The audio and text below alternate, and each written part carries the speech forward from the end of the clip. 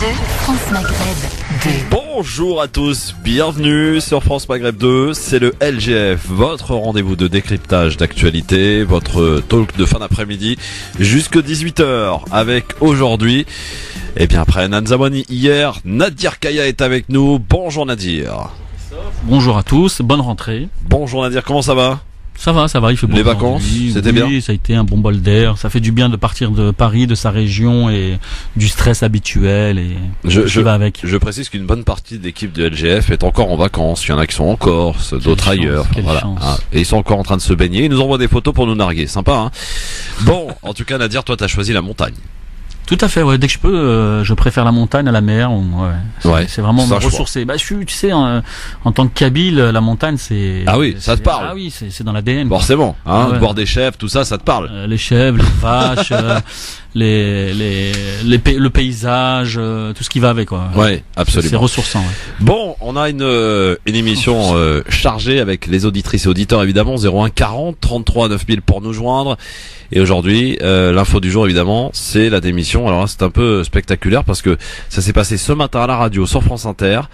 Alors même que les journalistes n'étaient pas prévenus, et on l'entendra tout à l'heure, vous verrez que là pour le coup on sent bien que c'était quelque chose de absolument pas préparé, sans même que le président ni le Premier ministre ne soient avertis, sans même que ses conseillers qui étaient dans le couloir et qui ont été aussi surpris que tout le monde.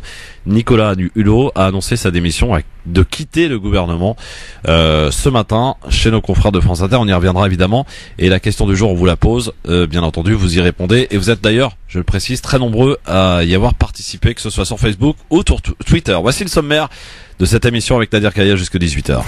Le Grand Forum avec Christophe Roux sur France Maghreb 2. Au programme de ce Grand Forum de ce mardi 28 août, le témoignage d'une adolescente marocaine, Khadija, disant avoir été kidnappée, violée et martyrisée par un groupe d'hommes, a suscité une importante mobilisation sur les réseaux sociaux, et une pétition pour lui venir en aide a même été lancée.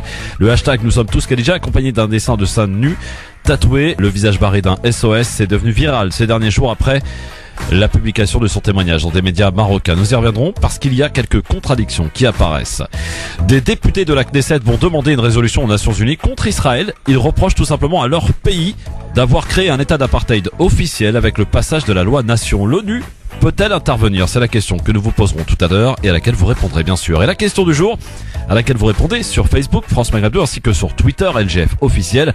Après l'annonce surprise ce matin chez nos confrères de France Inter, l'annonce de Nicolas Hulot qui décide de quitter le gouvernement sans même que le président ni le Premier ministre ne soient au courant, ni même ses conseillers. Eh bien, est-ce que c'est un acte de courage ? Selon vous, vous répondez oui ou non sur Facebook ainsi que sur Twitter. Facebook France Maghreb 2, Twitter LGF officiel. Le Grand Forum, le coup de cœur. Sur France Maghreb 2. LGF, le Grand Forum, on est là, messieurs, dames. Merci d'être avec nous pour cette 8e saison avec Nadir Kaya qui est avec nous aujourd'hui pour discuter de l'actualité. Il y a de quoi faire, il y a une rentrée qui s'annonce quelque peu chargée. Vos appels au 01 40 33 9000 et cette question du jour aujourd'hui que l'on vous pose après l'annonce ce matin, surprise, cher Nadir, de Nicolas Hulot. C'était ce matin sur France Inter. Il était invité au lendemain de cette réunion avec les chasseurs à l'Elysée. Et visiblement, ça a tourné dans sa tête. Il n'a pas dû dormir beaucoup, évidemment, cette nuit. Voici ce qui s'est passé ce matin sur France Inter au micro de Nicolas Demorand et de Léa Salamé. Surprise totale générale. Écoutez. Je vais prendre pour la première fois la décision la plus difficile de ma vie. Je ne veux plus me mentir. Je ne veux pas donner l'illusion que ma présence au gouvernement signifie qu'on est à la hauteur sur ces enjeux-là. Et donc je prends la décision de quitter le gouvernement. Aujourd'hui. Vous êtes sérieux là ? Oui, je suis sérieux. Je tiens à préciser que vous ne l'aviez absolument pas dit avant de rentrer dans ce studio. Bien au contraire. C'est la décision la plus douloureuse, que personne n'en tire profit, parce que la responsabilité, elle est collégiale, elle est collective, elle est sociétale. Et j'espère que cette décision qui est lourde, qui me bouleverse, qui est mûrie depuis de longs mois, ne profitera pas à des joutes ou à des récupérations politiciennes, mais à ce que notre société se retrouve sur l'essentiel. J'ai une immense amitié pour ce gouvernement auquel je m'excuse de faire une mauvaise manière. Mais sur un enjeu aussi important, je me surprends tous les jours à me résigner, tous les jours à m'accommoder des petits pas, alors que la situation universelle, au moment où la planète devient une étuve, mérite qu'on se retrouve et qu'on change d'échelle, qu'on change de scope, qu'on change de paradigme. Et c'est donc une décision qui était un véritable dilemme entre soit m'accommoder des petits pas, en sachant que si je m'en vais, je crains que ça soit pire, soit rester, mais donner ce sentiment que par ma seule présence, nous nous mettons en France ou en Europe dans une situation d'être à la hauteur sur le pire défi que l'humanité n'a jamais rencontré. Et je décide de prendre cette décision qui est une décision d'honnêteté et de responsabilité. Une décision d'honnêteté et de responsabilité. Et j'insiste bien, je ne souhaite que personne ne récupère et ne fustige le gouvernement, parce que à l'observation, c'est l'ensemble de la société, et je peux m'y mettre également, qui portons nos contradictions. Peut-être n'ai-je pas su convaincre, peut-être n'ai-je pas les codes, mais je sais que si je repars pour un an, nous aurons quelques avancées, mais ça ne changera pas l'issue. Voilà, c'était Nicolas Hulot ce matin chez nos confrères de France Inter, et pour le coup, je pense que sans trop s'avancer, effectivement, il paraissait vraiment sincère. Il faut voir les images d'ailleurs, parce que évidemment la radio maintenant est filmée. On le voit quasi au bord des larmes. Annoncer cette décision. On rappelle que personne n'était au courant visiblement, ni Emmanuel Macron ni le Premier ministre, ni même ses conseillers qui l'accompagnaient pour cette interview étaient apparemment très surpris d'apprendre cela. Nadir, est-ce que c'est un acte courageux? C'est la question que l'on pose aujourd'hui aux auditrices et aux auditeurs. Et sur Facebook, ils sont 71% à penser que oui, c'est un acte courageux, que cette manière de faire, d'annoncer, je crois que c'était une première d'ailleurs, sa démission en direct à la radio le matin. C'est tellement courageux et surprenant que quand tu vois un petit peu les journalistes qui l'ont interviewé, ce qu'ils ont pu dire par la suite, parce qu'ils disaient eux-mêmes, ayant pendant des années interviewé tout un ensemble de politiques et d'intervenants dans différents gouvernements, ils n'ont jamais vu ça. C'est une première. Justement, jamais vu. Ils se sont expliqués, les journalistes, Léa Salamé, Nicolas Demorand, voici comment ils ont vécu la scène. Le moment de la surprise, le truc n'est pas verrouillé. C'est qui dit, sincèrement, je peux pas continuer, je suis trop seul, je n'y arrive pas. Je me demande d'ailleurs si c'est pas unique à la radio, en tout cas, une démission. J'ai pas regardé, moi en tout cas, je n'en ai pas le souvenir d'une démission de cette nature, faite avec une telle sincérité, et qui montre bien la puissance du direct également, l'agilité de la radio.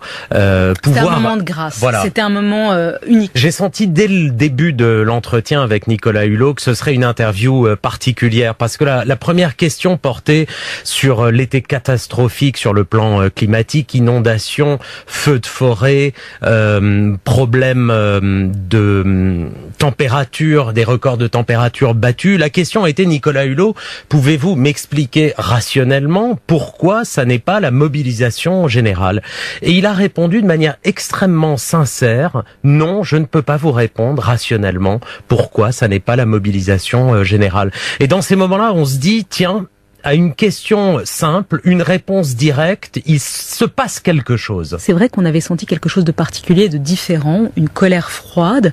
Il était en colère, mais à aucun moment, on a senti qu'il allait nous annoncer sa démission. Nous, on l'avait invité parce qu'il y avait l'histoire des chasseurs la veille. Pour vous dire la vérité, la question, est-ce que vous restez, est-ce que vous êtes toujours utile, on savait qu'on allait la poser, on savait qu'on allait la poser à la fin de l'interview, et on pensait qu'il allait nous dire oui, mais je reste utile, etc. Pas une seconde, on a imaginé ça. Et on décide de remonter la question parce qu'on sent qu'il y a un tel moment de sincérité. On voit un Nicolas Hulot qui est au bord des larmes, sa voix est sourde. Son visage est fermé. Son visage est fermé, c'est pas du tout le Hulot qu'on connaît d'habitude. Et c'est vrai qu'on monte la question avant même de rentrer dans tous les questions chasse, glyphosate, etc. et tout ce qu'on s'était réparti. Et là, quelle ne fut pas notre surprise, et d'ailleurs ça s'entend, parce que moi je crois que je dis, mais vous êtes sérieux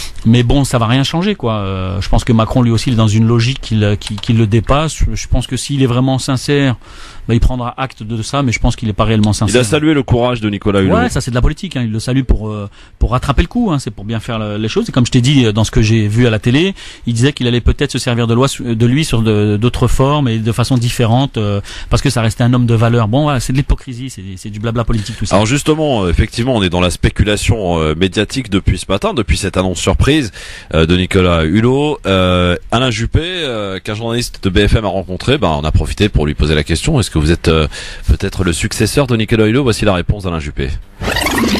Difficile de remplacer quelqu'un de la stature écologique de Nicolas Hulot. Pourquoi pas vous? Pardon, c'est pas moi, absolument pas. Non pas que je ne m'intéresse pas à ces questions, je viens de le dire. Et j'essaye ici d'agir autant que je le peux. Et il faut agir davantage, mais je n'ai aucune ambition gouvernementale. Voilà. Merci. Aucune ambition gouvernementale, c'est ce qu'a dit Alain Juppé concernant donc ce chapitre. Pourquoi Alain Juppé? Parce que Alain Juppé c'est un proche d'Édouard Philippe, du Premier ministre. Ça, voilà, personne, tout le monde est au courant. Mais est-ce qu'il comment va-t-il gérer cette histoire, Emmanuel Macron, parce que et Édouard Philippe, parce qu'il va falloir quand même une personnalité reconnue pour le coup pour remplacer Nicolas Hulot. Ah c'est clair. Après Juppé, il a pas la stature. Juppé, il était candidat pour être président. Donc le mec, il va pas se rabaisser. Il a un certain âge, une certaine expérience. Je pense qu'il sait très bien que tout est derrière lui. Donc il va pas se rabaisser à être ministre. Il y a pas d'état d'âme, Nadir. On l'a vu dans l'histoire. Il y a pas d'état d'âme. Même si t'es candidat, tu peux te retrouver ministre. C'est un certain charisme. Après, c'est peut-être le vieux monde, mais il a un certain charisme, un certain caractère. Il est ce qu'il est. On ne faut pas l'oublier avec l'affaire Fillon et tout ce qui s'est passé. Il a quand même une certaine dignité. Non, ils auraient pu demander à un mec comme Valls, qui est capable de retourner sa veste, de faire tout et n'importe quoi. Pas pensé à lui. Ouais, moi j'y ai pensé, mais par contre, plus sérieusement, j'ai pensé à quelqu'un qui me paraît être intéressant à ce niveau-là. Ce serait plutôt Eva Joly. Pourquoi? Parce que moi, j'avais à l'époque, quand elle s'était présentée, j'avais voté pour elle parce que pour moi, elle incarnait le vrai changement, parce qu'elle n'était pas du monde politique. Elle avait fait mal au monde politique à travers sa carrière judiciaire. Donc elle pouvait, et en plus, c'était quelqu'un d'assez franc du collier, comme on dit, même si on l'a fait passer pour une faux folle. Mais en termes d'écologie et de justice, je pense que c'est quelqu'un qui a la stature. Alors preuve qu'il a mis un peu tout le monde dans l'embarras, Nicolas Hulot ce matin, puisqu'au moment même, vous savez que c'est l'heure de grande écoute à la radio, les matinales, et beaucoup de politiques donc passent aux différents micros des différentes radios. Et là, je vous propose de faire un tour du côté de nos amis de Radio Classique, où Guillaume Durand recevait la secrétaire d'État à l'égalité homme-femme, Marlène Schiappa, qui était à la base venue pour parler de la polémique du pape et de ses déclarations. Et voici que Guillaume Durand lui fait part de cette information en direct. Vous êtes avec nous, nous sommes tous surpris. Nous venons de l'apprendre sur France Inter, la démission de Nicolas Hulot. Les chasseurs, je vois que vos yeux tout d'un coup... C'est une plaisanterie? Non. Vous croyez que je suis là, on n'est pas dans le fake news? Non, sur France Inter, semble-t-il, Nicolas Hulot aura démissionné. On va attendre quelques instants pour en avoir la confirmation. Oui, je veux bien vérifier cette information. Vous voyez, on parle des fake news.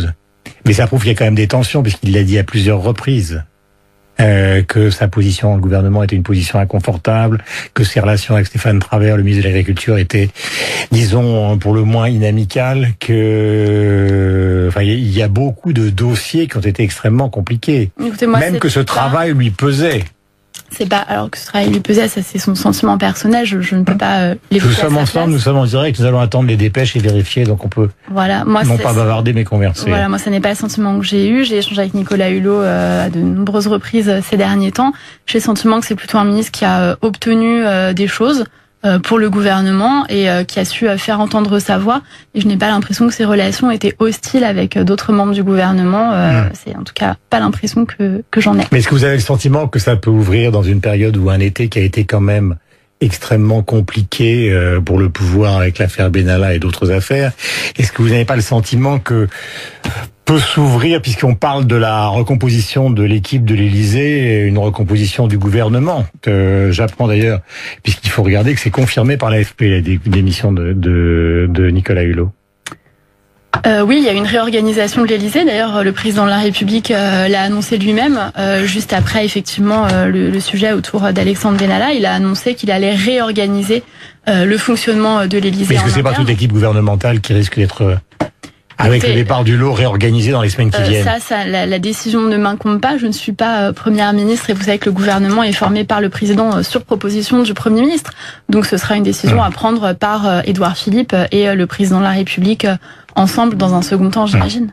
Mais d'une certaine manière, c'est quand même un mauvais coup pour Emmanuel Macron, qui part au Danemark, qui essaie de relancer la politique européenne, et celui qui a été son ministre d'État et qui l'a mis en avant depuis le début, il part. C'est quand même pas la meilleure nouvelle du monde. Écoutez, moi je crois qu'il faut être concentré sur effectivement ce que fait Emmanuel Macron. Hier, il y a eu la conférence des ambassadeurs et des ambassadrices qui était une impulsion très forte sur la vision du président de la République. Mais la question c'était pas sur ça, c'était sur Hulot.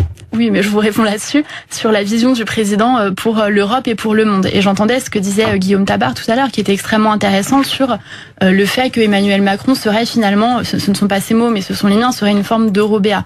Je ne le crois pas et je crois qu'au contraire, il est de notre responsabilité de ne pas laisser la critique de l'Europe aux anti-européens. Vous savez, moi-même, j'ai voté non au traité européen en 2005 parce que je n'adhérais pas à ce texte qui nous était proposé. Néanmoins, je crois qu'il nous faut travailler à l'amélioration justement de ce qui fonde le partage européen et l'union entre ces différents pays, ces différents peuples en Europe. Voilà, Marlène Schiappa qui a été visiblement très étonnée, secouée pour le coup. Voilà, c'était ce matin chez nos confrères de Radio Classique, comme quoi il a vraiment pris tout le monde de court.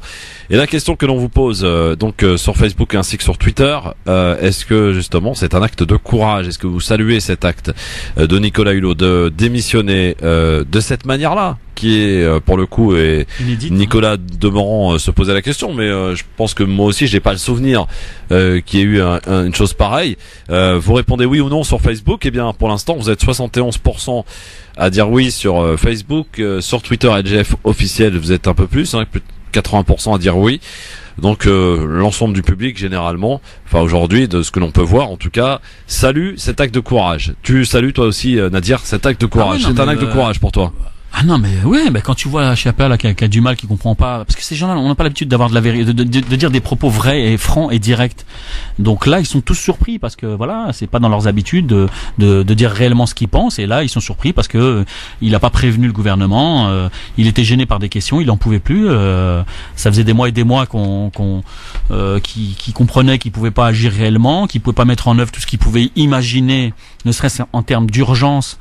Et là, je pense que l'affaire des chasseurs, là, que Macron, on comprend même pas cette décision, comme si que c'était important de rappelons réduire de 400 à 200 € le permis de chasse. Le permis de chasse, voilà, de moitié. Ouais, on en a rien à foutre. Ça, c'est des mesures bidons. Mais ça, c'est vraiment du lobbying, tu vois. C'est-à-dire que les chasseurs ont réussi à lui mettre ça à Macron sur la table et à lui imposer ça. Parce que quand un président se penche sur un cas comme ça, qui paraît pas si important que ça par rapport à la misère, par rapport à la violence, par rapport à tout ce qui se passe en France vraiment d'urgent et à traiter rapidement, bah tu dis il y a des lobbies voilà qui sont forts, chapeau pour eux, comme le tabac, l'alcool, ils sont là, c'est des gens qui poussent, ils arrivent à faire avancer des dossiers parce que ces gens-là poussent. Donc voilà comment ça fonctionne, c'est un rapport de force et ça démontre que Hulot n'était pas en capacité d'avoir ce rapport de force, mais il a eu le courage de dire stop à un moment donné. Et comme je te dis, quand tu sais ce que c'est que la politique et les privilèges qu'il peut y avoir, bah je tire mon chapeau parce que certains auraient pu rester, dire voilà j'encaisse et je continue à avoir mes privilèges, tout en sachant que je pourrais pas aller jusqu'au bout de ma volonté politique.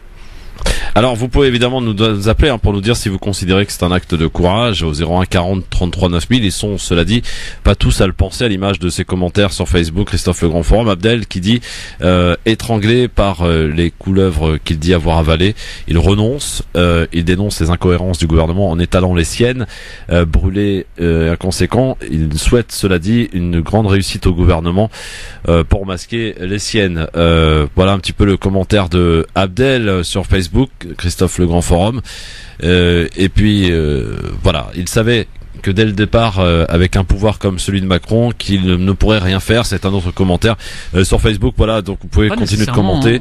Ouais, moi je pense qu'il était sincère, qu'il se disait que il a dû lui aussi tomber sous le charme des chants de Macron et croire peut-être que Macron n'était pas comme les autres. Comme je t'ai dit, sachant qu'il avait refusé déjà d'entrer au gouvernement de Hollande ou Sarkozy, voire même Chirac. Donc il s'est dit qu'il y avait peut-être de la sincérité dans Macron. Donc il a tenu. Franchement, moi je vois ça comme des excuses, de dire voilà, pardon, j'ai pas pu, c'est honorable. C'est pour ça que je trouve ça courageux de sa part. C'est comme si que tu fautais, tu disais voilà, pardon, je m'excuse. Tu sais, aujourd'hui en politique, c'est rare d'entendre un politicien dire pardon ou j'ai fauté. Donc le fait de dire je démissionne parce que je ne peux pas, ou faire comprendre qu'il ne peut pas, moi je trouve ça très honorable. Alors en tout cas, le Benjamin Griveaux, le porte-parole du gouvernement, qui était invité également sur une autre radio, BFM TV RMC, lui a reproché à Nicolas Hulot la manière de faire. De cette manière-là, donc oui, parce qu'ils n'ont pas l'habitude, comme je dis, voilà. Ils n'ont pas l'habitude de faire. Ils sont encore dans le protocole. Il faut passer par le Premier ministre. Il faut lui envoyer un courrier. Il faut attendre qu'il réponde. Non, allez, aujourd'hui, on est dans la rapidité, l'immédiateté. Donc à partir de là, le mec il a le courage de dire ce qu'il pense et de dire voilà, je peux plus. C'est mieux que de rester dans ce gouvernement hypocrite qui fait croire certaines choses et qui tient des propos complètement différents. Ouais, alors comme quoi l'écologie serait pas une matière superflue à l'école, ce serait bien aussi de l'envisager. C'est parce que personne s'y intéresse finalement, hein. Quand on voit un petit peu notre comportement à nous tous, hein, d'ailleurs. Ouais, parce qu'on n'est pas formé à ça, parce on n'est pas conscient de ça réellement au quotidien, parce qu'on a tous la tête dans le guidon, on vit pour le travailler, pour gagner de l'argent, faire vivre sa famille, et puis ça passe même pas en deuxième place. C'est très loin dans la tête des Français. Après, il y a aussi les questions de moyens, parce qu'on peut parler de conscience. Oui, je suis conscient, je prends conscience, je vais me manger, faire attention à pas jeter ça, mais c'est un tout, ça va avec un ensemble de choses. 01 40 33 9000 pour nous donner votre réaction face à cette annonce quelque peu surprenante ce matin, donc à la radio chez nos confrères de France Inter. Nicolas Hulot, invité pour parler de la réunion avec les chasseurs hier, annonce par surprise sa démission, prenant de court donc tout le monde, y compris les premiers intervenants, c'est-à-dire les journalistes, mais aussi visiblement ses conseillers, ses assistants qui étaient là pour l'accompagner dans les studios. Donc c'était une manière assez particulière d'avoir fait ça. Peut-être c'est ce qu'il a dit, il avait envisagé effectivement de partir.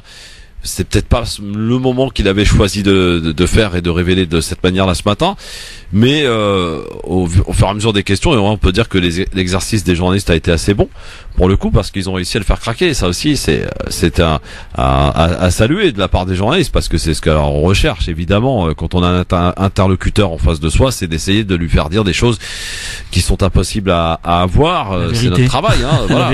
La vérité, c'est ça. Donc c'est très compliqué. Et là, ils avaient pour le coup quelqu'un qui visiblement est arrivé avec une certaine colère, avec une certaine amertume, et ils ont réussi à profiter de cette petite faiblesse. Et voilà. Donc peut-être regrette-t-il d'ailleurs dès maintenant sa démission, je ne sais pas. Quoi qu'il en soit, bon, il peut pas y revenir en arrière, c'est fait quoi. Cette manière donc, eh bien vous nous appelez pour saluer si c'est un acte de courage, saluer. Pas le mot choisi, mais en tout cas pour nous dire ce que vous ressentez. Est-ce que pour vous c'est un acte de courage ou pas du tout, pour masquer son incompétence pour certains? Eh bien vous nous appelez 01 40 33 9000 pour nous donner un petit peu votre sentiment, ressenti sur cette affaire qui est à la une de la presse et des télés, des chaînes d'infos, alors qui ne manque aucune occasion pour faire des spéciales.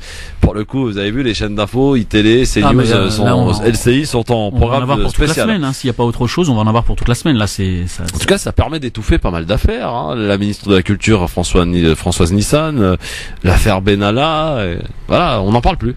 Mais Christophe, c'est le jeu, tu sais très bien qu'il y a toujours des affaires, et puis il y en aura d'autres, et puis c'est aussi le fast-food politique, on passe à autre chose, et puis la vie politique elle continue, puis entre-temps les Français ne voient pas réellement l'horizon s'éclaircir, et puis à partir de là, voilà, c'est une continuité. Dans un instant le zapping, et puis on va parler d'une autre affaire qui suscite certaines interrogations. On va aller au Maroc pour parler de cette affaire Khadija qui dit avoir été séquestrée, violée, martyrisée, à qui on a tatoué des choses sur sa peau pendant plus de 2 mois.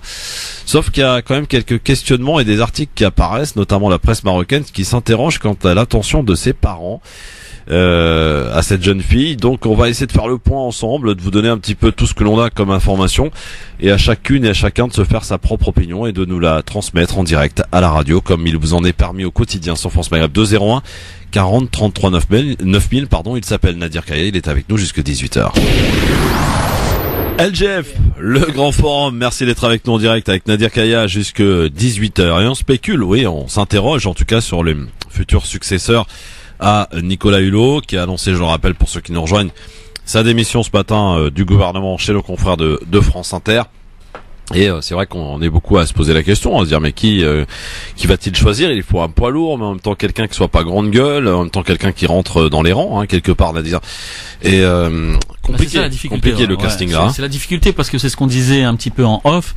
C'est que maintenant que Hulot part, il va falloir prendre quelqu'un, je pense quand même qui a une envergure assez importante pour quelque part masquer un peu ce qui vient d'arriver. Ouais. Et en même temps, si cette personne elle a une certaine envergure, faut pas qu'elle soit non plus trop indépendante, trop forte en termes de caractère, parce que si c'est pour faire le même coup, ça ferait mal à Macron. Donc je pense qu'ils vont essayer de trouver quelqu'un qui a de l'envergure et des compétences et qui a une certaine reconnaissance par rapport à l'opinion publique, parce que ça joue aussi, mais surtout qu'il soit capable de rester dans les rangs et donc de ne pas du jour au lendemain claquer la porte comme vient de le faire Hulot. D'ailleurs, si vous avez des noms à nous proposer, on est preneur. 01 40 33 9000, on lance les paris. Voilà. Moi je connais un super jardinier, un bon jardinier. Un bon jardinier. Ouais, qui connaît les plantes, l'environnement, mais bon après il est pas connu, mais il est bon le gars dans son domaine. Oui, mais là il lui faut quelqu'un de connu quand même. Moi je le connais. Ouais. Toi oui, mais pas les gens. 01 40 33 9000 pour nous dire tiens qui vous verriez accepter ce poste pour remplacer Nicolas Hulot. 01 40 33 9000. Le zapping, évidemment, c'est les moments forts et il y en a qu'il ne fallait pas rater à la télé, à la radio, mais aussi dans les palais parce qu'on va voir un petit peu ce qui s'y passe. C'est le zapping, c'est maintenant. Allô quoi. C'est comme si je te dis t'es une fille, t'as pas de cheveux. Par exemple, dans ce collège à Creil, 3 jeunes filles musulmanes. Elle n'est pas voilée parce qu'elle est libre. C'est ça la République. Aujourd'hui, on a des branleuses à 12 ans qui vous donnent des leçons. Il y a des nègres américains qui étaient pour l'esclavage. Elles sont l'étendard du pouvoir religieux. Va dormir pendant au moins 24 heures. Je suis pas venue ici pour souffrir, ok? C'est parti pour le zapping. J'adore ce jingle. Avec pour ce zapping, donc évidemment, c'était ce matin. On le rappelle, chez le confrère de France Inter, Nicolas Hulot quitte donc le gouvernement. La politique pour lui c'est terminé, Nadir. Il affirme c'est ce qu'a affirmé l'ex-animateur télé très populaire dans l'opinion. Depuis évidemment les réactions pleuvent. Dernière en date et non des moindres, celle du Premier ministre Édouard Philippe s'est exprimé à la mi-journée depuis la conférence des ambassadeurs. C'est donc à la mi-journée. Je propose d'écouter la première réaction du chef du gouvernement. Je voudrais d'abord remercier Nicolas Hulot parce que pendant 16 mois nous avons travaillé ensemble et j'ai aimé travailler avec lui, essayer de faire en sorte de pouvoir mettre en œuvre les engagements du président de la République sur le plan climat, sur le plan biodiversité, sur les conditions de sortie de l'utilisation du glyphosate. Donc je le remercie pour son travail qui est important. La détermination du gouvernement est totale à poursuivre sur ce chemin, à prendre en compte cette transition écologique, cette transformation climatique qui pose à notre pays, mais en vérité à l'ensemble de l'humanité, des questions qui sont centrales et qui doivent être traitées sérieusement, dans l'ordre, avec la conscience de l'urgence. J'aurai l'occasion au cours des jours qui viennent de faire des propositions au président de la République pour prendre en compte cette démission et lui proposer des suggestions s'agissant de la composition du gouvernement. Ces réflexions et ces discussions, je les garde pour mes entretiens avec le président de la République. Bon il annonce la couleur, Il a déjà son casting lui, Édouard Philippe. Ah ouais, mais ça va très vite en politique. Comme je te disais, il y a la liste potentielle du gouvernement et de leur relais, et puis il y a tous ceux qui souhaitent absolument rentrer au gouvernement, qui vont frapper, sonner à toutes les portes pour pouvoir se proposer comme prochain ministre. Oui, alors effectivement, on verra ça. En tout cas, l'Élysée a dit que un remaniement aurait lieu, mais pas tout de suite, évidemment, parce que le président, vous le savez, est à l'étranger. Alors justement dans ce zapping, le chef de l'État, le président qui prend son bâton pèlerin européen, il sort en Danemark aujourd'hui, en Finlande, et pour plaider la cause d'une Europe, plus forte. Il l'a d'ailleurs déjà clairement exprimé face aux 250 ambassadeurs français réunis hier après-midi à l'Élysée. Une conférence annuelle pour fixer le cap de la politique étrangère de la France. Et pour Emmanuel Macron, Nadir, c'est à l'Europe de s'imposer dans le jeu diplomatique mondial. Mais face à la montée des populismes et à l'affaiblissement de l'Allemagne notamment, il lui faut trouver de nouveaux alliés pour réformer l'UE et pour gagner les prochaines élections européennes qui auront lieu, vous le savez, dans 9 mois. Voilà 36 ans que le Danemark n'avait pas reçu un président français en visite officielle. Emmanuel Macron donc n'a plus le choix. S'il veut faire avancer ses projets européens, il lui faut choyer des pays souvent quelque peu négligés. Nous avons parfois oublié certains pays de l'Europe sous prétexte que nous les voyions à chaque Conseil européen. L'Europe ne se fait ni à Bruxelles, ni à Paris, ni à Berlin. Elle se construit dans la diffusion inlassable de nos idées, de nos projets. L'Italie est contre l'Europe qui n'est pas solidaire sur le plan migratoire, mais elle est pour l'Europe des fonds structurels, lorsque j'écoute certains ministres. La Hongrie de Viktor Orban, elle n'a jamais été contre l'Europe des fonds structurels, de la politique agricole commune, mais elle est contre l'Europe quand il s'agit de tenir de grands discours sur la chrétienté. Voilà, Emmanuel Macron, donc pour sa tournée européenne, Nadir, est-ce que les intentions d'Emmanuel Macron sur le plan européen, on l'a vu, qui a été très, comment dirais-je, remis en place notamment par Trump, hein, on voit que il lance des attaques régulières contre l'Europe. Est-ce qu'Emmanuel Macron peut imposer un certain style ? Je sais pas s'il peut imposer son style, mais ce qu'on peut noter, c'est que l'Europe est complètement divisée, elle est fracturée. Donc après, je peux comprendre qu'il essaye de prendre le fer de lance, c'est-à-dire d'être celui qui va réussir à unifier et éventuellement à agrandir peut-être l'Europe avec les pays nordiques et d'autres. Ouais. Mais je pense que elle le mal est très divisée, cette Europe, elle est très ouais, et puis mal je en pense point, que quand même. C'est bien fait pour elle parce que est-ce qu'il n'y a pas trop de pays d'abord?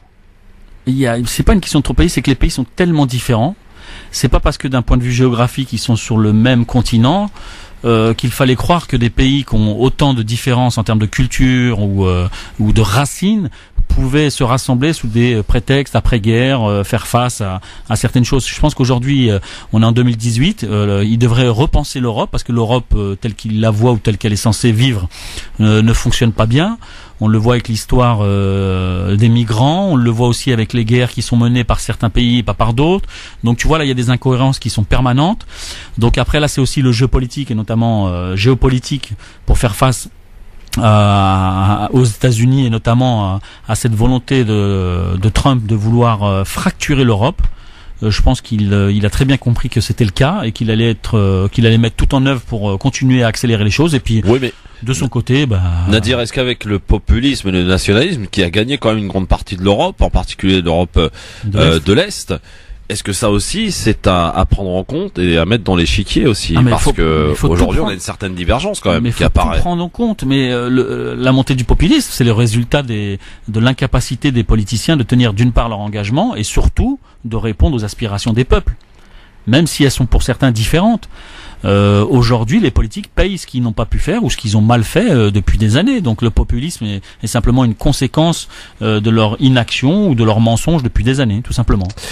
Alors, autre chantier, autre sujet qui intéresse particulièrement les entreprises et leurs salariés, c'est la retraite. Le gouvernement avait notamment demandé aux retraités de mettre de la main au portefeuille, vous vous en souvenez, et avec l'augmentation de la CSG d'1,7 point pour 60% d'entre eux, eh bien aujourd'hui, il prend le temps de rassurer, personne ne sera perdant selon le ministre, c'était hier matin. Les pensions continueront à être revalorisées, mais à un rythme plus lent, c'est ce qu'assure Bercy. François de Rugy, le président de l'Assemblée nationale, s'attend à une bataille féroce sur ce dossier des retraites, notamment dans la rue, mais il garantit une chose, que l'exécutif ne lâchera rien. Il a même risqué d'ailleurs un parallèle avec un autre dossier sensible, vous vous en souvenez, la réforme de la SNCF. Je propose d'écouter François de Rugy, le président de l'Assemblée nationale. Mais il y a toujours des risques.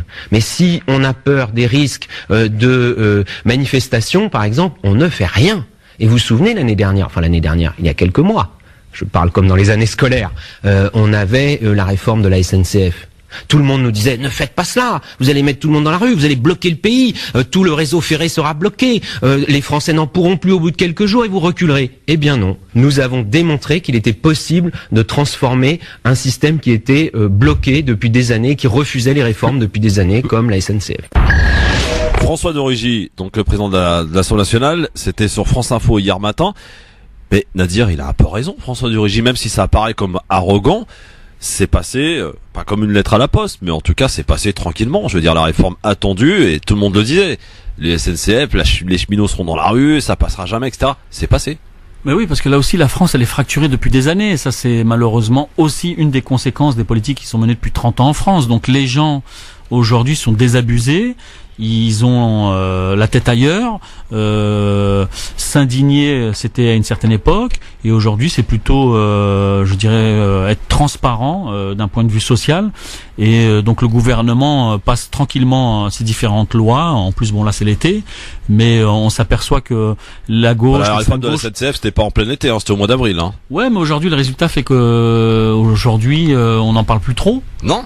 C'est passé, tranquillement. C'est passé, donc les gens sont tellement désabusés qu'il y a un moment, ils poussent un coup de gueule. T'as quand même l'effet politique de l'opposition qui est là pour crier un petit peu, au loup. Récupérer ce qui est récupérable. Voilà, mais globalement, les Français sont ailleurs. Et puis bon, là, on est dans la période des vacances. Bon, il y a la rentrée, donc je pense que peut-être ça va se remuer un petit peu. Mais je pense qu'il faut pas attendre plus que ça parce que les Français ont vraiment la tête ailleurs aujourd'hui. On a l'impression même que dans la bouche de certains militants que j'entends dire aujourd'hui en off ne sert plus à rien de manifester. C'est ce qu'on peut entendre. Ouais, mais je pense que c'est quand même important. Tu sais, moi, mon simple niveau au travail, je suis syndicaliste. On essaie de faire comprendre aux gens que manifester c'est pas tout, c'est comme pour la citoyenneté, être citoyen conscient c'est pas juste le temps des élections, c'est en permanence. Donc après ça peut être important de manifester parce que d'une part physiquement on est là, on démontre que la rue est là, bien présente, que les Français sont là, mais ça se limite pas à ça. C'est à travers tout un ensemble d'actions et de contractions qu'il faut aussi mener. Et les Français sont pas habitués à ça, parce que comme beaucoup dans les quartiers populaires par rapport à ça, on peut faire aussi un parallèle.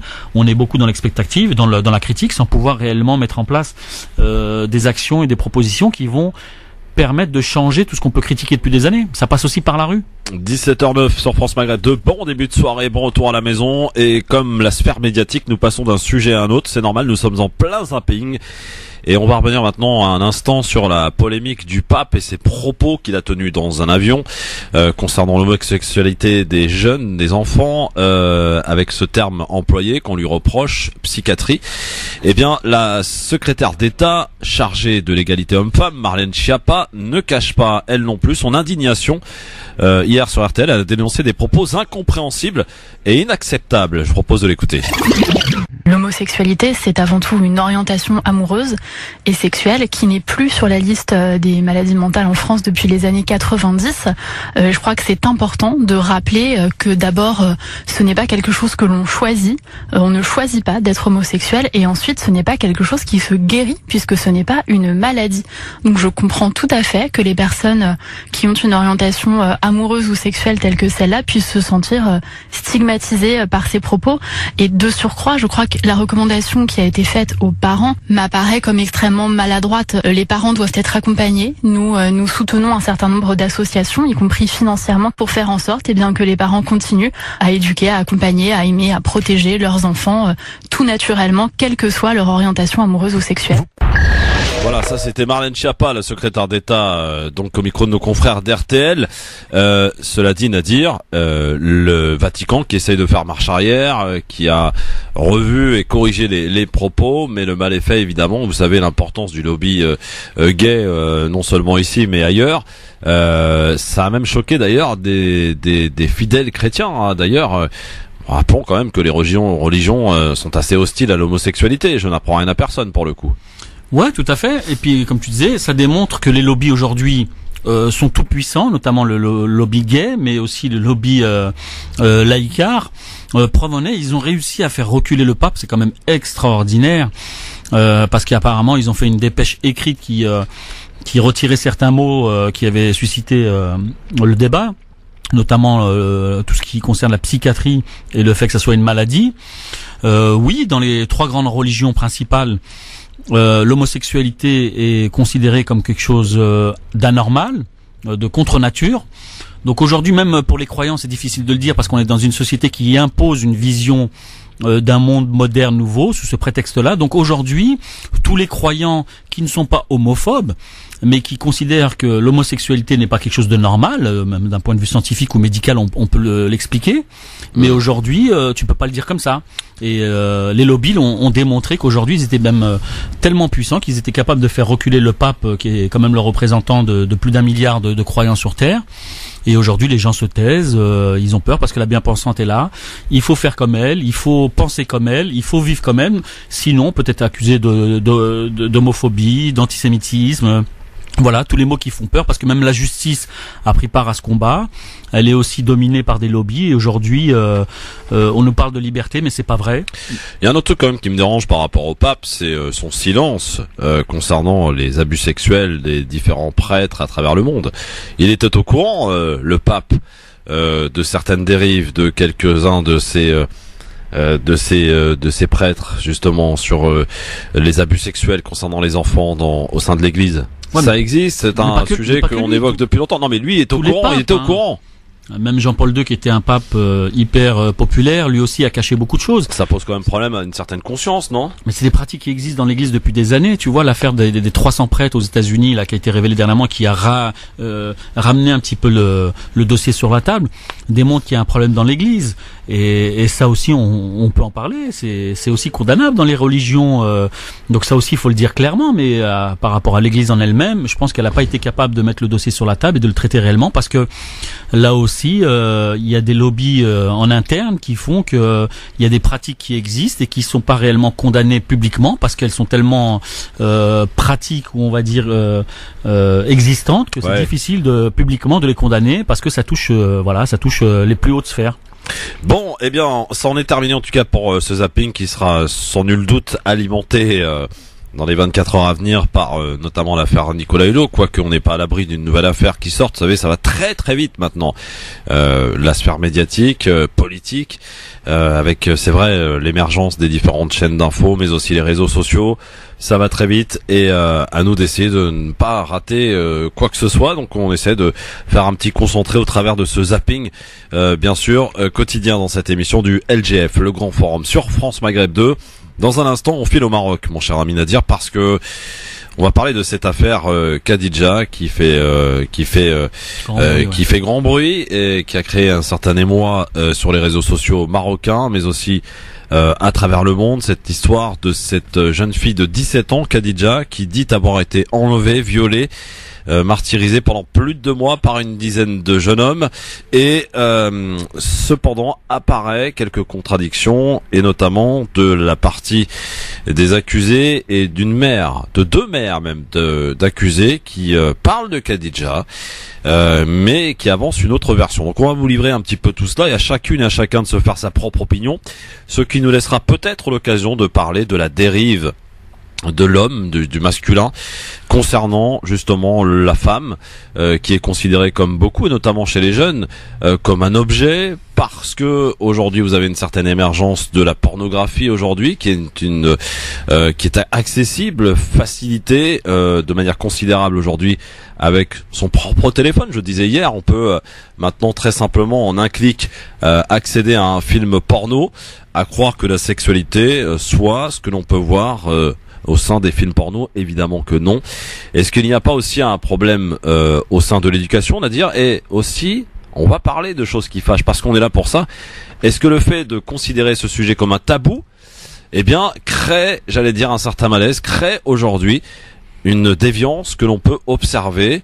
On va se servir de cette affaire Khadija en vous donnant tous les tenants et les aboutissants, et vous pourrez évidemment nous appeler pour nous donner votre opinion qui nous intéresse bien sûr au 01 40 33 9000. LGF, le grand forum France Maghreb 2, c'est le nom de la radio évidemment. On est là tous les jours, 16h, 18h, ça ne change pas, on ne change pas une équipe qui gagne, on a envie de dire, hein, avec Nadir Kaya aujourd'hui, qui est avec nous. Nadir Kaya qui, vous pouvez le voir d'ailleurs de temps en temps, il y a des auditeurs qui saluent ton passage, hein.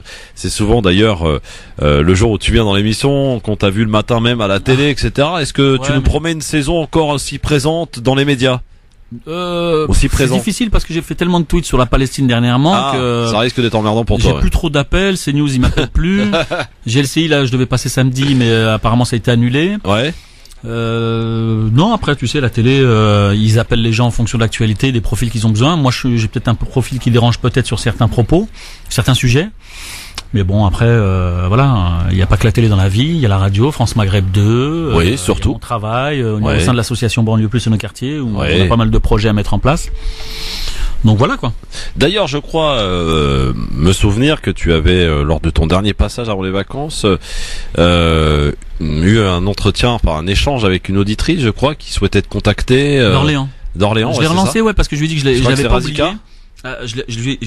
Elle part en vacances. J'ai envoyé un message hier en lui disant que je l'avais pas oublié. Elle m'a pas répondu. J'espère qu'elle doit être en vacances.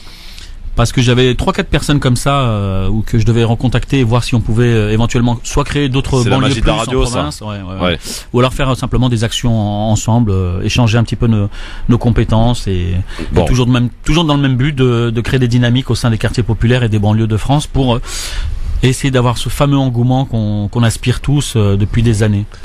Alors, on va ouvrir maintenant un autre dossier. On est comme ça ici, on nous passe j'allais pas dire du coq à l'âne, comme la célèbre expression, mais on change évidemment de sujet pour essayer de parler à tout le monde et puis de regarder un petit peu ce qui se fait en matière d'information assez forte, puissante. Et là, on va direction le Maroc, mon cher Nadir. Tu me disais d'ailleurs dans mon lancement avant pub que j'avais élargi, mais c'est fait exprès évidemment parce que quand il y a un sujet d'actualité, ça nous permet aussi de soulever d'autres sous-sujets, j'ai envie de dire, pour évoquer, se servir d'un fait d'actualité pour poser des questions, parce qu'on est là pour ça, se poser des questions. On va parler de cette affaire Khadija, c'est le nom de cette jeune fille qui a 17 ans, qui est une Marocaine et qui dit avoir été violée, séquestrée, tatouée de force pendant plus de 2 mois. Elle a même fait d'ailleurs une vidéo qui a cartonné sur les réseaux sociaux. C'est un véritable... ça fait beaucoup de bruit en tout cas sur les réseaux sociaux au Maroc, mais même à l'échelle internationale, que cette affaire, sauf que apparaît quelques contradictions, divergences, voilà, concernant le fait qu'elle ait été violée, etc. Parce que on apprend que dans des déclarations face caméra, des parents de certains des mineurs accusés d'avoir participé à l'enlèvement, la séquestration, je vais y arriver. Bon, ça va, il n'y a pas que moi aujourd'hui. Oui, c'est ça. Eh bien, ils apportent, eux, un témoignage quelque peu contradictoire au récit qu'elle a fait à la presse. Pour eux, Khadija avait fugué du domicile conjugal. Elle fréquentait assidûment, paraît-il, ses supposés agresseurs, alors que le public s'émeut, donc du calvaire de Khadija, et à juste titre d'ailleurs. 17 ans, qui a témoigné donc à différents médias avoir été séquestré et violé par différents adolescents.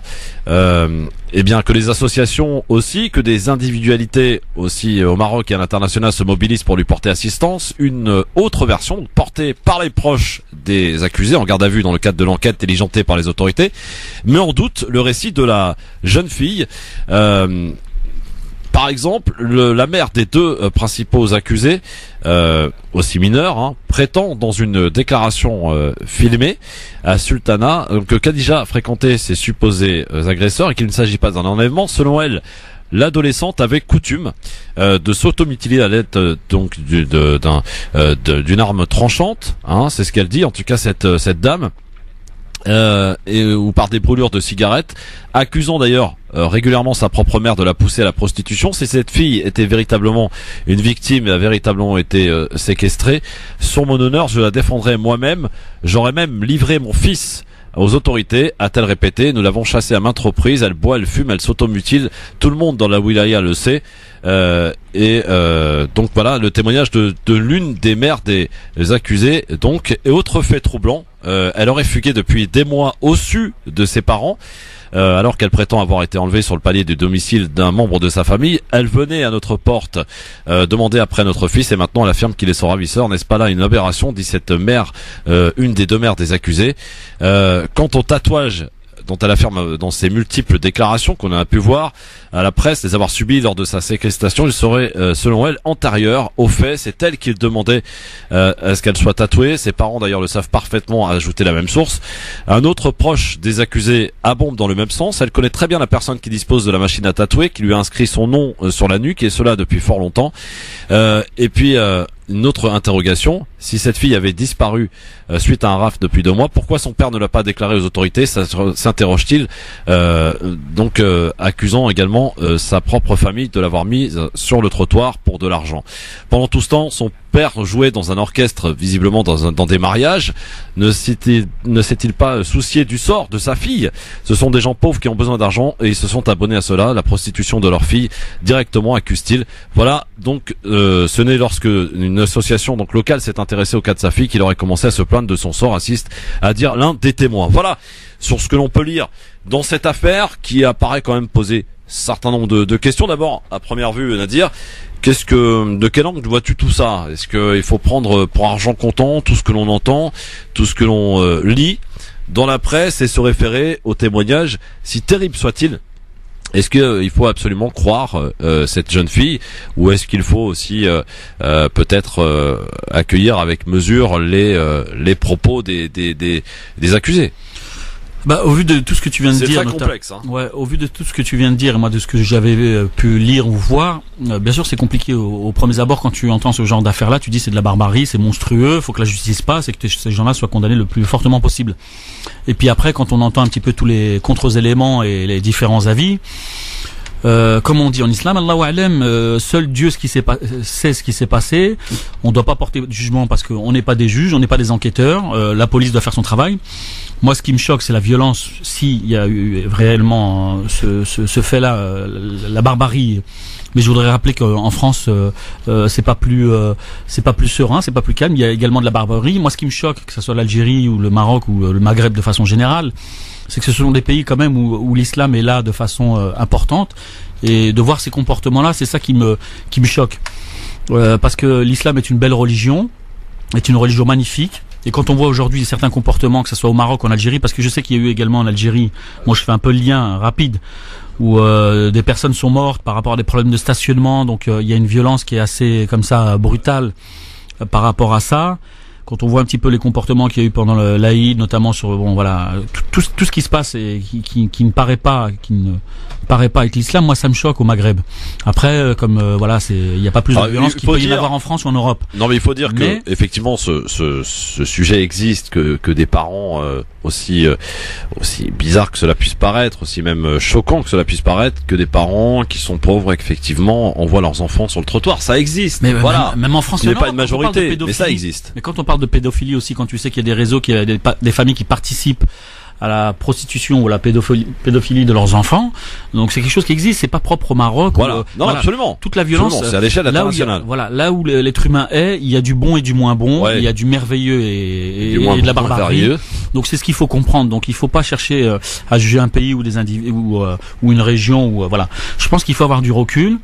Mais la réaction, on a dit, c'est la réaction qui est. Mais oui, parce que les réactions sont toujours on est toujours dans l'émotion. Donc des fois, c'est tellement violent que les gens veulent réagir tout de suite et condamner. Non, je pense qu'il faut de la prudence.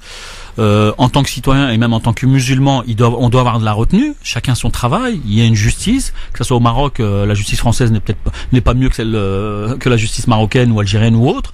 Chacun doit faire en fonction de ses capacités, de ses possibilités. Donc à partir de là, je pense qu'il faut laisser les uns et les autres mener les investigations. Et puis à partir de là, quand on aura éventuellement des retours concernant ce qui s'est réellement déroulé, on pourra normalement réfléchir et dire voilà ce qu'on peut penser. Mais là, tout de suite, réagir comme ça, je pense que c'est pas intéressant. Est-ce qu'il faudrait savoir dans un premier temps, effectivement, est-ce que le père, est-ce que les parents, est-ce que la famille aurait signalé aux autorités l'enlèvement, l'absence de leur fille? Je veux dire, quand ta fille disparaît, ne serait-ce qu'un jour, tu t'interroges, tu t'inquiètes. Là aussi, c'est pareil, il faut vérifier les informations. On vérifiera. À mon simple niveau, je peux pas me permettre de tirer des conclusions, d'avoir un jugement là-dessus. Mais ça va très vite aujourd'hui sur les réseaux sociaux. On voit qu'il y a des hashtags qui apparaissent. D'où l'importance de pas tenir des propos comme ça sous l'émotion, qui peuvent être violents et qui peuvent amener d'autres violences ou voilà. Je pense chacune à chacun en tout cas de se faire sa propre opinion sur cette affaire, sur ce qu'il a pu entendre, lire, écouter, voir. Il faut de la retenue. De la retenue, effectivement. On vit une époque hyper difficile, que ce soit en France ou ailleurs, partout. C'est le monde qui est comme ça. Mais globalement, on peut peut-être élargir et se servir de cette affaire entre guillemets pour parler du comportement de certains hommes. Qu'il faut dénoncer ici, le comportement de certains hommes vis-à-vis des femmes qu'ils considèrent aujourd'hui comme un objet, en particulier chez les plus jeunes. Qui ont été élevés à la base de réseaux sociaux, de jeux vidéo, et qui pensent que la sexualité c'est comme ce que l'on voit dans les films porno. Voilà. Mais là, est-ce que là il n'y a pas un problème d'éducation? Est-ce qu'il n'y a pas un problème aussi de ne pas vouloir aborder ce sujet avec ses enfants? On sait que c'est délicat, mais c'est toujours l'éducation. Après, si on veut revenir en particulier aux maghrébins ou aux musulmans, c'est toujours pareil, c'est l'éducation. La religion musulmane, comme les autres, précaires de la connaissance, et à partir de la connaissance, même si elle est minime, quand t'as un savoir qui est minime et qui est basé sur des bonnes bases solides, tu peux pas avoir ce genre de comportement. Après, bien sûr, tu peux fauter, et on fautera toujours parce qu'on reste des êtres humains, mais il faut chercher à se corriger en permanence. Donc même en tant que citoyen, bien sûr, on peut parler d'éducation parce que par rapport à la société française de façon générale, sans parler des maghrébins ou de façon limitée, l'éducation est source de bienfaits. Voilà, quand tu as une bonne éducation ou quand tu as un minimum de savoir, tu peux pas avoir des comportements comme ça. Donc quand il y a des comportements comme ça qui sont barbares, qui sont souvent dus à un mauvais comportement, une mauvaise éducation, ou alors à quelque chose qui est pas passé, parce que tu peux avoir aussi bizarrement des parents qui sont super attentionnés, qui sont proches de leurs enfants, et les influences extérieures peuvent te démontrer que l'individu ou l'enfant peut être différent à la maison comme à l'extérieur. Et donc là aussi c'est un jeu, voilà, c'est pour ça que je pense qu'il faut toujours avoir de la retenue. C'est un sujet tabou, Nadir. Mais il n'y a pas de tabou, que ce soit en islam ou même en tant que citoyen. Non, mais concrètement aujourd'hui, on ne doit pas avoir de tabou, parce que les tabous, dans la réalité des choses, c'est un sujet tabou. Je vois pas beaucoup de parents aborder ce sujet avec leurs enfants. C'est les tabous qui amènent à ça, parce que quand tu ne parles pas d'une situation, d'un problème, ça amène de la désinformation, de la méconnaissance, et tout ça amène à ce genre d'acte. Pardon de le dire ainsi, mais combien de problèmes que l'on a pu recenser auprès de connaisseurs, de spécialistes lors des nuits de noces. Voilà, c'est un problème aussi, il faut le dire. Mais quel type de nuit de noces tu veux faire? Quand les gens se marient et qui n'ont aucune expérience sexuelle et qui et voilà, la nuit de noces se transforme en cauchemar pour certaines femmes. Mais après ça c'est le côté culturel de certains, mais ça après si on rentre dans je pense que tu fais peut-être appel aux maghrébins ou aux musulmans par rapport à ça. Mais là aussi c'est pareil, c'est la connaissance. Quand tu connais ta religion, tu connais ta pratique, il y a des choses qui se font, des choses qui se font pas. Le garçon comme la fille vis-à-vis de Dieu, c'est exactement la même chose. Il faut leur donner la même éducation, les mêmes informations, et à tout âge et au même niveau et de façon permanente. Et c'est vrai que culturellement, chez les Maghrébins, on a souvent, ou les parents ont souvent délaissé la fille pour s'occuper du garçon qui était chouchouté et qui lui pouvait tout faire. Et c'est pas l'islam. En islam, c'est pas ça. La fille comme l'homme doivent être traités de la même façon. Si tu éduques ton garçon avec respect, politesse et courtoisie, tu dois faire la même chose avec la fille. Si tu donnes de la liberté à ton fils, tu dois donner de la liberté à ta fille, vice versa. Pardon de te poser la question ainsi, mais est-ce que toi tu as abordé ce sujet avec tes enfants? Est-ce que la sexualité, t'en as déjà parlé avec tes enfants? Avec les plus grands, oui. Mais bien sûr, que ça Comment soit parce que peut-être éventuellement tu peux donner quelques conseils aux gens, parce que c'est difficile. Comment aborder ce sujet? De quelle manière? Avec quel langage? Alors, comme je te dis, que ce soit religieusement, il n'y a pas de tabou en islam. Donc, tu peux aborder les choses. Après, simplement, il faut trouver les bons mots et les circonstances. Voilà, tu vas tomber sur un reportage ou la télé ou sur un truc pour couper et dire voilà, non, faut pas regarder, c'est pas bien. Non, ça fonctionne pas comme ça. Ça fonctionne comme ça dans certaines familles encore aujourd'hui. Ouais, mais aujourd'hui, ce qui manque peut-être, c'est le dialogue. Quand deux personnes s'embrasser, on change de chaîne, on se sent mal à l'aise. Oui, mais bon, après chacun a sa façon de voir les choses. Mais quand t'as donné des bonnes bases à tes enfants, quand il y a de la pudeur, du respect, de la connaissance, de l'amour, de la fraternité, toutes ces valeurs qui sont dues à la connaissance et au savoir, je te dis pas que t'as pas de problème, mais ça permet de parler plus facilement de certains sujets qui peuvent être dits délicats ou sensibles ou voire tabous pour certains. J'aimerais bien avoir en tout cas vos témoignages, messieurs dames. 01 40 33 9000. Samy de Champigny est avec nous. Salut Samy. Bonjour Christophe, salut Nadir, tu vas bien? Salut. Est-ce que tu as quitté Champigny pour ses vacances, Samy? Non, je suis pas parti, je t'ai dit, moi. Je suis resté là, j'ai été à Fontainebleau, moi. Oui, d'accord, c'est pas très loin non plus. Bon, alors Samy, sur cette affaire. Ouais, moi de toute manière, Nadir, il a raison, il a tout dit, de toute manière. C'est un problème d'éducation. Et je pense que déjà, à la base, les parents s'occupent plus de leurs enfants. Et leur donnent, comme j'avais dit, ils sont tous bloqués sur Internet, ils sont tous la tête avec ça, des réseaux sociaux, patati patata. Je pense qu'il faudrait que les parents ils s'occupent de ces enfants, on s'occupe de nos enfants, parce qu'il y a un tel délaissement que les petits maintenant, ils voient qu'est-ce qu'ils disent. Bon, j'ai plus de parents qui s'occupent de moi, donc je vais sur les réseaux sociaux, je vais passer du temps là-dessus. Et ça, c'est toute une manipulation du shaitan. Pour moi, Internet, c'est le diable. Donc il faudrait l'éliminer pour qu'on puisse s'épanouir sans ça. Ouais. Bon. Rappelez-vous à l'époque, messieurs, quand vous étiez jeunes, vous mettez au moins 6 mois avant d'embrasser une fille. C'est vrai ou pas? J'ai raison ou pas? Alors, attends que je me rappelle dans mon lointain passé. Voilà, quand vous étiez jeune pour sortir avec une fille, vous mettez au moins 6-7 mois. Ah bah tu fais un travail d'approche, on va dire, voilà. Un travail d'approche. On est dans un monde de folie, quoi. Il faut vraiment pulvériser Internet pour pouvoir repartir à zéro, parce qu'on est complètement cinglés tous là-dedans avec ça. C'est vraiment l'axe du mal pour moi, Internet. Voilà. Bon, merci Samy. De la planète complètement, ce truc. Hein. Bon, merci Samy. C'est pas sûr qu'on t'entende sur ce coup-là, parce que on n'est pas prêt d'éradiquer les réseaux sociaux de la planète, pour le coup, tellement ils sont puissants et forts. Nadir, c'est intéressant ce que dit Samy. D'ailleurs, j'ai cru voir un post de toi il y a pas longtemps sur Facebook en disant je vais bientôt quitter Facebook. Pourquoi? Ah oui, mais là je pourrais pas répondre comme ça, parce qu'il y a beaucoup de gens qui nous entendent, et puis on est surveillé par pas mal de gens, et comme on a déjà une mentalité pas de psychopathe, mais de paranoïaque. Je vais faire attention à ce que je dis. Donc sur Facebook, oui, parce que pour les gens qui savent pas trop, le fait d'être médiatisé, il y a des conséquences, et notamment sur Twitter. À chaque fois que j'ai pu passer à la télé, j'ai souvent eu il y a eu des menaces, mais bon, c'est surtout des gens qui avaient des propos assez violents, notamment sur la banlieue, sur les musulmans, les arabes. Les gens aujourd'hui se lâchent franchement sur les réseaux sociaux, et puis à partir de là, des fois, je peux faire attention à ce que je dis. Je réfléchis à deux fois. Non, mais je voulais pas te piéger, mon cher Nazir. Voilà, bien sûr, on se dit tout, on a déjà discuté, il n'y a pas de souci. Bon. Non, je reste sur Facebook. Simplement, je fais attention à certaines choses parce que j'ai des retours d'amis ou même de personnes qui sont pas très sympathiques. Donc, je peux faire attention à ça. En tout cas, Samy nous rappelle un petit peu notre passé lorsqu'on était jeune homme. Et c'est vrai que quand on appréhendait une fille à l'époque, quand on souhaitait la courtiser, on s'y prenait peut-être pas de la même manière qu'aujourd'hui. Aujourd'hui, c'est un petit peu d'ailleurs à l'image de notre société, tout va vite. Aujourd'hui, tu veux sortir avec une fille ou un garçon, ça va vite pour le faire comprendre et savoir. À l'époque, on prenait notre temps, on essayait de séduire, on essayait de... C'est la société fast-food dans tout ce qu'on entend, voilà. Tout va très vite. Les choses s'accélèrent. Après, les réseaux, c'est comme tout, ça reste un outil. On peut en faire bon usage comme on peut pas en faire un bon usage. À chacun de l'appréhender selon ses intérêts. Moi, je pense que sur certaines choses, c'est formidable en termes de communication, en termes de partage. Ouais. Après, c'est comme tout. Tu peux avoir des abus, des gens qui vont s'en servir pour des aspects assez négatifs, mais il faut pas rester là-dessus. Moi, je pense qu'il faut être plus fort que ça. Après, dire... j'étais pas d'accord quand il disait c'est le shaitan. Non. Le plus grand combat qu'on doit mener, c'est contre nous-mêmes, contre le nefs. Le jihad-ness. Il est plus facile de chasser le shaitan par des formules assez courtes qui nous sont données que de chasser celui qui est en nous-mêmes, celui qui tous les jours se met bombe le torse et fait des choses qui sont pas très recommandées. Voilà, c'est le vrai combat, c'est contre soi-même. Et si je pense que chacun faisait modestement tous les jours un petit travail sur lui-même, je pense que ça irait mieux. Donc c'est tellement plus facile de taper sur les autres, mais de taper sur soi-même, c'est un vrai combat.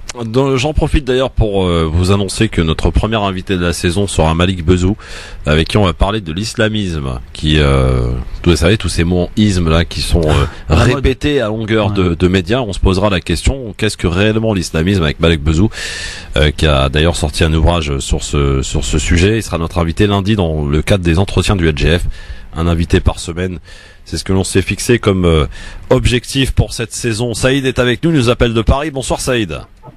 Bonsoir Christophe, bonsoir à vos invités, à tout le monde. Bonsoir Saïd. Je voulais juste intervenir à propos de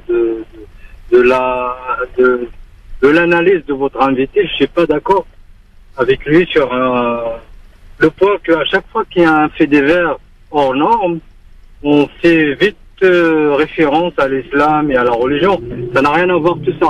Ça, c'est un problème planétaire. Ça veut dire au moins qu'on constate que ce genre d'actes barbares, ça se fait même dans les sociétés dites démocratiques et non musulmanes. Mais ça va pas en contradiction avec ce que disait Nadir Kaya. Ça, je comprends pas bien le reproche que tu lui fais là.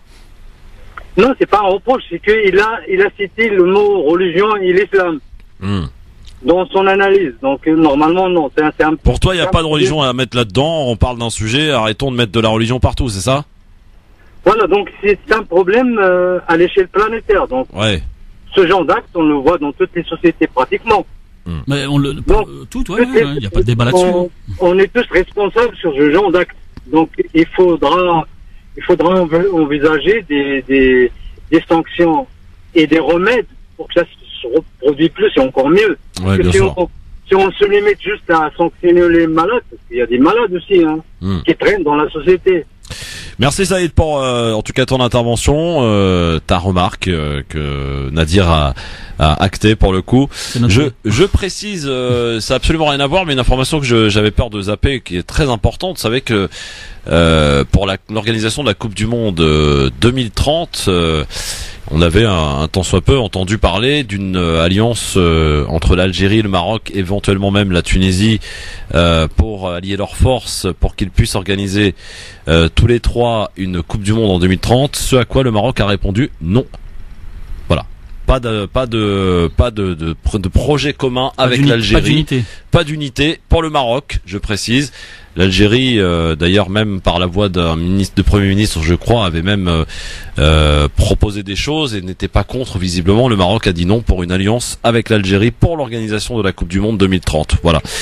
Après, on sera peut-être amené à en reparler un petit peu plus tard. Voilà. Dans un instant, tiens, j'avais pas prévu, mais c'est important qu'on en parle. L'Algérie. Vous savez que l'Algérie est touchée par une épidémie de choléra en ce moment. Mais si tout cela n'était pas la faute des citoyens, parce que beaucoup nous disent qu'à l'occasion des fêtes de l'Aïd, on a vu des images absolument terribles de peaux de mouton jetées un petit peu partout, avec des poubelles qui débordent, des pots de mouton à côté des poubelles. N'est-ce pas le meilleur moyen d'attraper une épidémie, de contracter une épidémie, le choléra qui a fait, je le rappelle jusqu'alors, 2 morts en Algérie. On en reparle, peut-être que vous pourrez aussi témoigner, vous qui êtes partis en Algérie, en Tunisie, au Maroc, pour les fêtes de l'Aïd, eh bien nous dire un petit peu le comportement, dénoncer peut-être aussi l'hygiène, Nadir. Amis auditrices, auditeurs, à tout de suite. LGF, le grand forum dans sa dernière ligne droite avec Nadir Kaya qui est avec nous et je n'ai voulu évidemment viser personne, mon cher Nadir. Non, je parlais de l'épidémie de choléra en Algérie, mais est-ce que, et c'est pas moi qui pose la question, c'est une question qu'on a pu voir, lire, aussi qui a été posée par certains responsables de l'Algérie, est-ce que ce serait pas aussi par un manque d'hygiène de la part des citoyens, notamment concernant les fêtes de l'Aïd. On sait que évidemment, quand on égorge le mouton, après il y a des déchets forcément et qu'ils sont un petit peu jetés un petit peu n'importe où. Je vais pas vous apprendre quelque chose en vous disant que les déchets c'est un problème en Algérie, mais aussi pas seulement qu'en Algérie, au Maroc, en Tunisie, et des images de peaux de mouton à côté des poubelles, on les a vues aussi en Tunisie. Donc voilà. Mais aujourd'hui le problème est que il y a une épidémie de choléra en Algérie. L'occasion peut-être de nous donner un petit peu vos témoignages, vous qui êtes partis pour beaucoup, malgré la cherté des billets, au bled pour passer les fêtes de l'Aïd, d'occasion en tout cas de les passer avec la famille, ce qui est assez rare, eh bien nous parler du comportement. Mais c'est un comportement qui est à l'échelle internationale, y compris d'ailleurs ici en France. On a pu voir des images terribles, Nadir, de ceux qui font le choix aussi d'égorger à la maison ou même dans les appartements. Alors je sais pas si ça existe encore, mais en tout cas ça existait à une époque. Oui, voilà. Tout existe, tout est possible, mais c'est toujours pareil. Là aussi, on va reparler d'éducation. Pour l'Aïd, il y a une façon de préparer l'abattage, d'égorger l'animal, de le préparer dans des bonnes conditions, voire dans des excellentes conditions. Ça fait partie aussi de l'acte en lui-même. Alors pour la peau, les déchets, c'est pareil, c'est l'éducation. Quand t'as des gens qui délaissent la peau, les abats comme ça, qui les laissent à même le sol, qui nettoient pas. Oui, mais est-ce que c'est pas le meilleur moyen d'attraper, de contracter une épidémie Alors je sais pas si le choléra s'attrape comme ça, mais comme le disait bien notre ami Ahmed, je pense que l'histoire du choléra avait commencé un peu plus tôt en Algérie. J'ai même entendu dire que le gouvernement avait caché un petit peu certains cas. Peut-être que l'Aïd et l'abattage et les conditions d'hygiène ont fait peut-être accélérer les choses. Moi, je suis pas spécialiste du choléra, je sais pas comment ça s'attrape réellement. Okay, vous pouvez nous appeler, vous qui êtes partis. Mais s'il y a des spécialistes, voilà, comment on attrape le choléra? Voilà. Est-ce que c'est par l'eau? Est-ce que c'est c'est par des microbes comme celles qu'il peut y avoir sur les abats ou sur la peau de mouton? Bon, bref. Mais après, bon, là aussi c'est pareil. L'Algérie, elle a tellement de problèmes à régler que pourtant, je crois qu'ils avaient mis en place, ils avaient fait de la communication sur ça, et je pense qu'ils ont mis en place dans certaines grandes villes, d'après ce qu'on m'a dit, des poubelles exprès pour récupérer toutes les peaux de mouton. Mais bon, après voilà. Vous pouvez nous appeler, vous qui êtes partis en Algérie, au Maroc, en Tunisie ou ailleurs, pour passer les fêtes de l'Aïd, pour nous donner un petit peu votre témoignage sur la manière dont les déchets ont été dispersés. Est-ce que vous avez votre propre rituel justement par rapport à ça? Vous pouvez nous appeler au 01 40 33 9000. En tout cas, c'est pas quand même de voir ces images-là, c'est pas quand même le meilleur moyen de se protéger. Moi, je voudrais juste te dire un truc, parce que c'est un souvenir avec mes grands-mères. Ouais. On a tous des souvenirs avec les grands-mères. Les gens disent oui, mais il faut garder les peaux de mouton. S'ils savaient comment on nettoie une peau de mouton, la difficulté pour en faire quoi, des tapis? Ouais, des tapis comme il peut en avoir. Bon, on peut le faire, mais je pense que la plupart des gens ne le font pas parce qu'ils n'ont pas le temps. Mais c'est vraiment très long comme traitement. Il faut nettoyer, il faut laisser sécher. Il y a une façon de traiter ça. Je pense que ceux qui se souviennent de leur mère ou de leur grand-mère qui faisait le travail savent la difficulté que ça peut être. Donc je pense qu'il faut plutôt travailler sur un vrai traitement ou un recyclage adapté à notre époque. Je sais pas si l'Algérie ou les pays musulmans ou s'il y a des référents là-dessus sur le façon de recycler. Ce serait intéressant pour le prochain Aïd de travailler sur le recyclage des peaux de mouton avec éventuellement des sociétés ou des gens qui ont des compétences là-dessus, quoi. Et justement, on parlait d'écologie beaucoup avec la démission de Nicolas Hulot tout à l'heure. Mais est-ce que l'écologie, c'est un peu laissé de côté quand même au Maghreb, non? Bah c'est toujours pareil quand on parle d'islam. Quand je te dis, moi, tout à l'heure je disais, l'auditeur n'avait pas compris, mais ça reste des pays musulmans. Le musulman, il doit être aussi écologiste par nature. Il doit savoir vivre avec son environnement, le respecter. Donc après, quand on parlait par rapport à l'éducation, le savoir vivre les uns avec les autres, le musulman, quand il connaît un peu sa religion, il est censé être bien là où il est, quel que soit avec les personnes qui peut être, religieux, pas religieux, peu importe. Ouais. Le musulman est censé être un ambassadeur de sa religion et s'adapter à toutes les situations. Bon, en tout cas, vos témoignages qui nous intéressent au 01 40 33 9000, ce qui nous laisse ouvrir maintenant un petit Libertad. 01 40 33 9000, vous nous parlez de cela, mais tout à fait autre chose, parce que vous avez le loisir de le faire en nous appelant 01 40 33 9000. La particularité de cet exercice, c'est qu'on ne sait pas qui vous êtes, ni l'endroit où vous nous appelez. Ça peut être évidemment à l'étranger comme ici. Pour ce faire, un seul numéro de téléphone à composer, 01 40 33 9000, ou pour celles et ceux qui appellent de l'étranger, qui sont encore avec chance en vacances, 0033 40 33 9000, où ils peuvent jouir d'écouter France Maghreb 2 depuis l'application que j'espère vous avez tous téléchargée avant de partir. 01 40 33 9000, c'est effectivement la surprise, et on prend un premier appel. Allô, bonsoir. Allô. Bonsoir monsieur, quel est votre prénom? Oui, bonjour Christophe. Oui, c'est moi-même. Christophe. Bonjour Christophe, bonjour à toute la famille, la compagnie. Merci, votre prénom monsieur? Allez. Allez, vous nous appelez d'où aussi, allez? Moi je t'appelle de Boulogne. De Boulogne, qu'est-ce qui se passe, Ali? Moi je viens d'Algérie, il n'y a pas d'écologie en Algérie, il faut le dire. Il n'y a pas d'écologie, qu'ils arrêtent de nous casser la tête avec l'écologie en Algérie. À chaque la merde, les égouts éclatés devant les immeubles. Harry Lizen, je te dis pas, tu te sauves Christophe. Tu te sauves. Et les gens ils disent rien, les routes défoncées. Ouais. Alors qu'elle est où l'écologie? Il n'y a pas d'écologie. Bon, tu étais. Tout le monde s'en fout, Christophe. T'as été en vacances cette année? Ouais, cette année, tu sais Christophe, on était en bas en train de discuter. Ouais. Tu sais qu'on m'a balancé sur la tête. On était 4-5, ils ont fait du café, ils nous ont balancé la marque de café sur nos têtes. Ah, ils jettent par les fenêtres, ouais. Et voilà, par les fenêtres, voilà. On va revenir toujours à la même chose. Merci en tout cas de ton appel, voilà. et bon retour en France. Il n'y a pas Christophe. Salut Christophe. Bonjour. Salut. Mais c'est vrai, moi on me l'a déjà dit, hein. Par exemple, il y a des cours d'immeubles qui sont peu accessibles parce que les gens jettent tout par les fenêtres. Mais ça n'existe pas qu'en Algérie. Hein. Moi j'ai connu ça dans mon quartier, moi aussi, dans au Lutte à Gennevilliers. Et pour pas le citer, le Gérard Philippe, c'est un bâtiment qui a été détruit. Il y a plus de 20 ans, les gens jetaient les poubelles, les couches, les serviettes hygiéniques par la fenêtre. Mais j'ai connu ça il y a 20 ans. Moi, j'ai failli me prendre des trucs chelous sur la tête. Tu vois, tu peux aller aux Philippines, à Manille, un peu partout, dans les favelas, partout. Absolument. Après, je sais pas si c'est l'aspect social, mais c'est l'éducation. Par contre, au Japon, il paraît que c'est d'une propreté. Ouais, mais les Japonais, moi qui aime bien ce pays, je rêve de le visiter. Sur certaines choses, la culture, ils ont beaucoup à apporter, mais c'est des chasseurs de baleines quand même. Hein. Ah oui.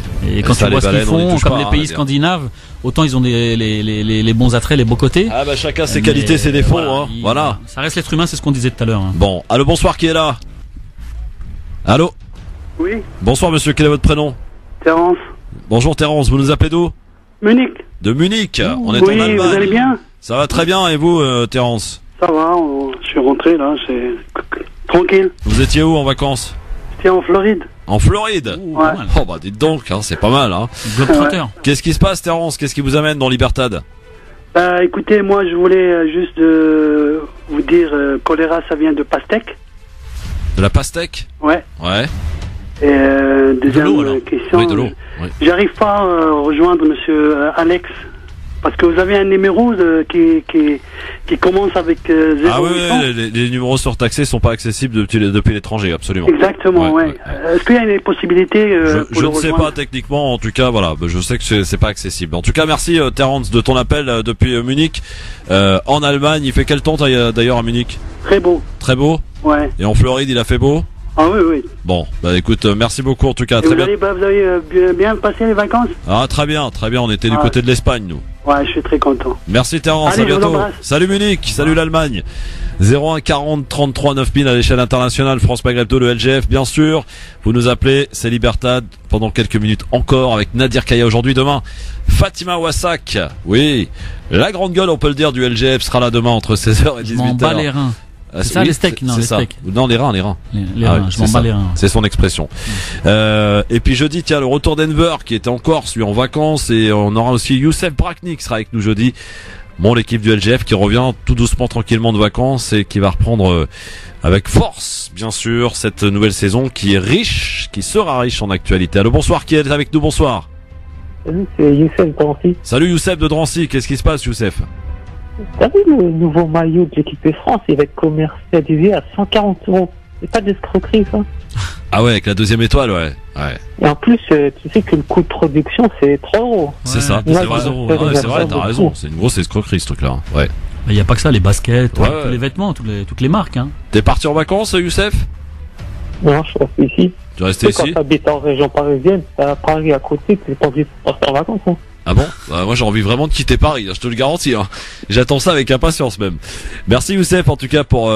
voilà, c'est Libertad, on parle de tous les sujets, y compris des maillots de l'équipe de France. Oui. Salut Youssef, oui il a raccroché. Au revoir. 01 40 33 9000, c'est vrai que le prix du maillot à l'achat c'est vraiment... Combien? 100, bah, ça va de 90 je crois à 140 € pour le maillot, donc voilà, une véritable escroquerie. Allô, bonsoir, qui est là, qui est avec nous? Oui, bonsoir Christophe, c'est Mourad. Bonsoir. Bonsoir Mourad de Malakoff, bienvenue à vous de prendre la parole. Qu'est-ce qui se passe Mourad? Déjà, j'espère que tu as passé de bonnes vacances. Super, et derrière, je voulais savoir, c'est la première émission?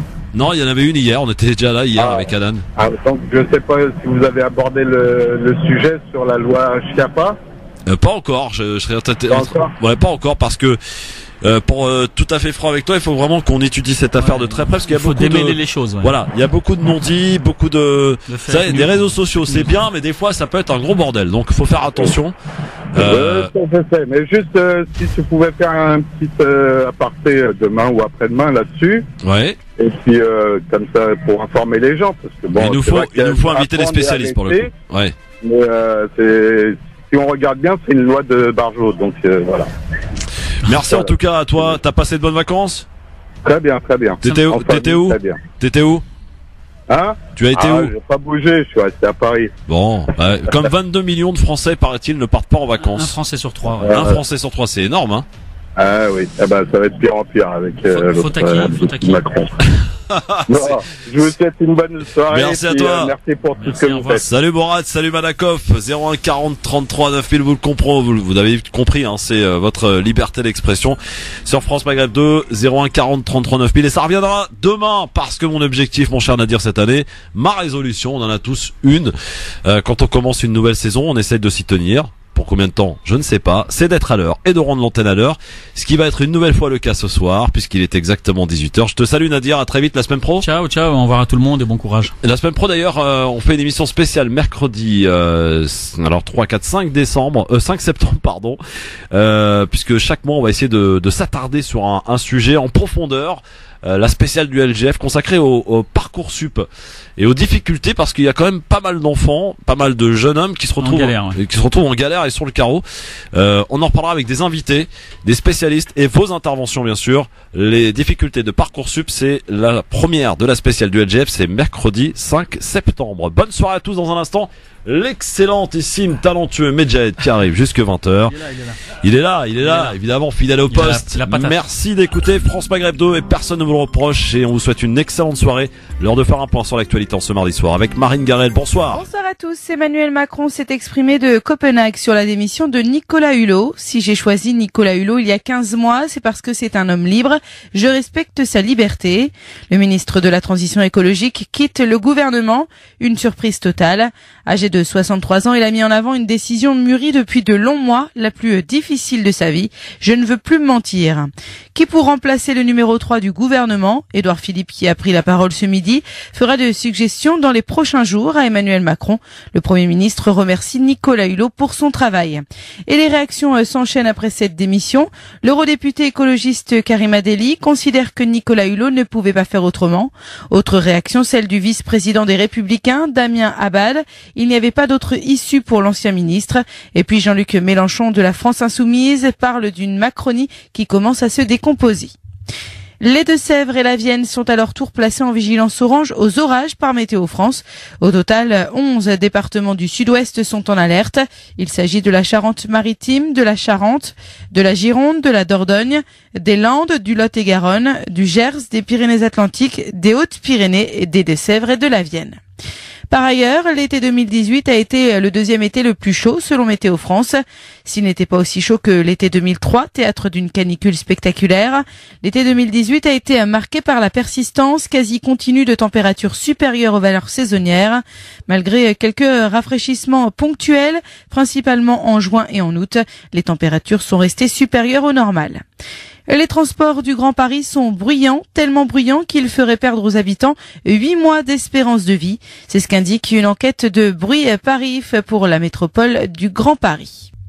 Le deuxième tour de la Coupe de la Ligue de football ce soir. L'AC Ajaccio affrontera Lorient à 18h30, puis 5 autres rencontres dans la soirée. France Maghreb 2, service, info, musique, divertissement. France Maghreb 2. France Maghreb.